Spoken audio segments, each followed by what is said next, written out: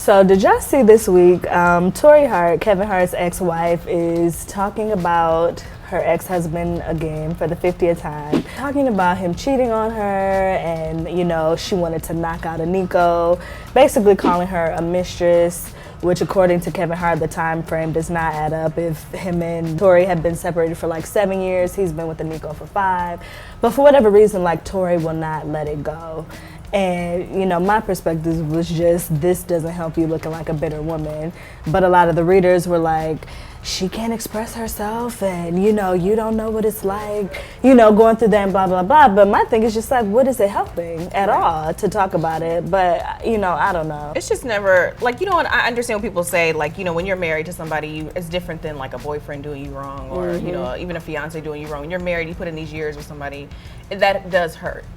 But to me, I always feel like a way when you have kids with somebody and you're talking about your child's father negatively in the media. Like, your kids are old enough to watch the news, to hear about you on the news, for their friends to tell them, your mommy doesn't like your daddy, whatever. And the fact that she said, my kids know that she broke up our marriage, why did they know that?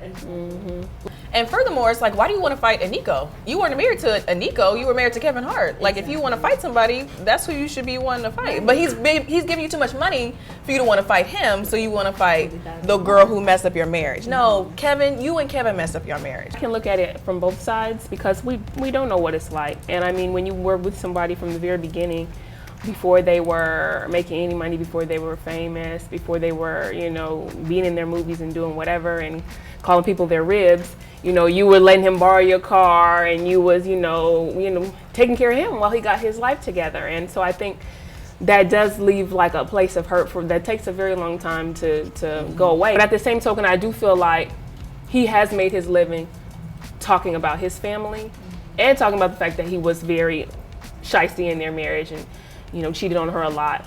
So I will say, though, that she doesn't do it like in a comical way. She's just kind of like ranting a little bit. But at the same token, I feel bad trying to tell another woman, like, stop talking about your pain. And she was saying on Instagram, he was saying, oh, I've been done with her for 6-7 years. She was like, you've been done for me 7 years, but your son is 6 years old.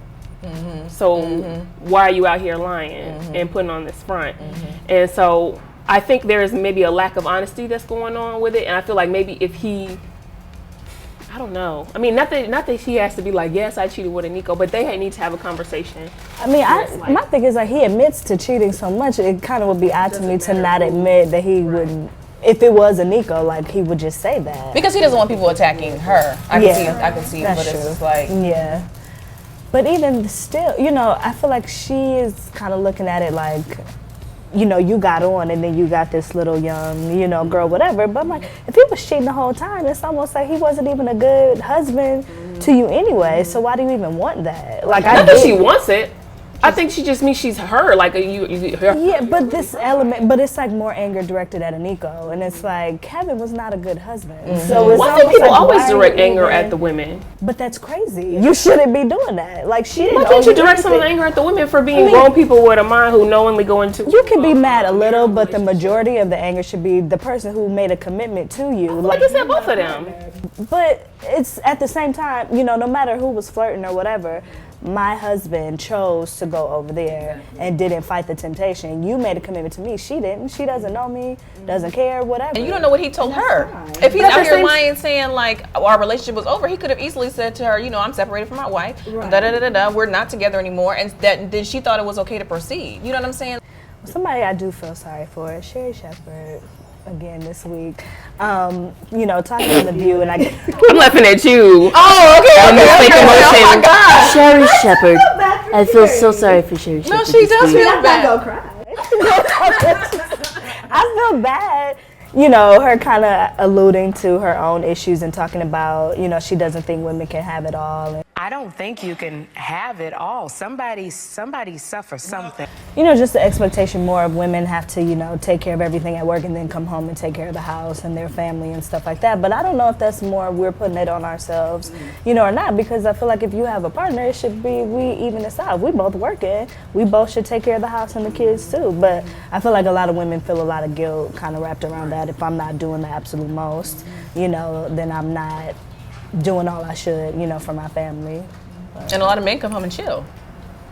Exactly. I think it really depends on how you communicate to your partner what you actually need. Because my mom, like, even though like my parents are divorced and she's like in her 60s, she says like, oh, you know, like if I do date someone again, they may want me to like cook for them, like they may want this like ideal person, and your father spoiled me, like I didn't have to come home and like cook anything because he always cooked, like, or he always picked you up, or it wasn't this like ridiculous like Stepford like type of wife. It's like, no, I was an executive at a bank, like you know what it is, you had your own business, you handle whatever. And I don't know, like my parents never, it wasn't this like, what are we going to do, like how can everyone like get what they need. It was just kind of like, you know, like an ebb and a flow. Like if my dad was like, you know, just, you know, it goes hand in hand. Like I think young women nowadays kind of like blow it out of proportion when it's like you just have to communicate to a person like what it is, like this is what you envision. You know what I see a lot of times with women, it'll be like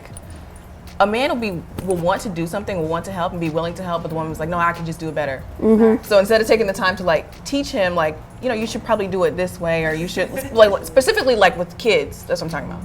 So instead of taking the time to teach him, like, you know, it should be done this way, it should be done this, like, no, I'll just do it myself. And then you end up being worn down. Okay, if you don't want me to do it, I won't do it. Right, exactly. So I mean, like, use those people to help you, like, for real. And don't be ashamed to say, I need help. You know, this week 50 Cent, you know, talked about his son graduated over the weekend. He was not there, so this whole big thing, you know, was made about him not going, and then he came out to say, you know, he wasn't invited. In a sense, you know, that was an excuse for him not.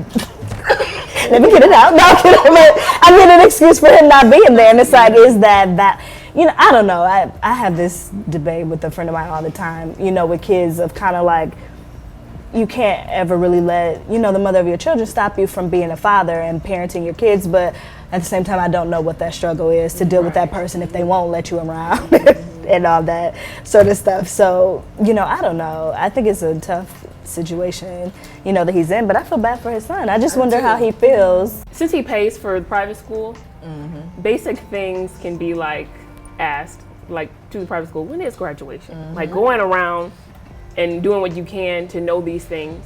And even just messaging your son, even if he doesn't message you back, to be like, hey, I'm coming to your graduation, so you know, you don't have to say anything, but you know, I'll be there. You know, I won't come around your mom and them, but I'll be there. And just wanted to let you know that they might be angry with you because of what has transpired between you and the parent. But when you make strides, it's better than when you don't at all, because then it just gets worse and worse. And there's so many more excuses and reasons to be like, my dad ain't shit, he ain't this, and you know, no, for real. Like you can't just be like, well, I wasn't invited.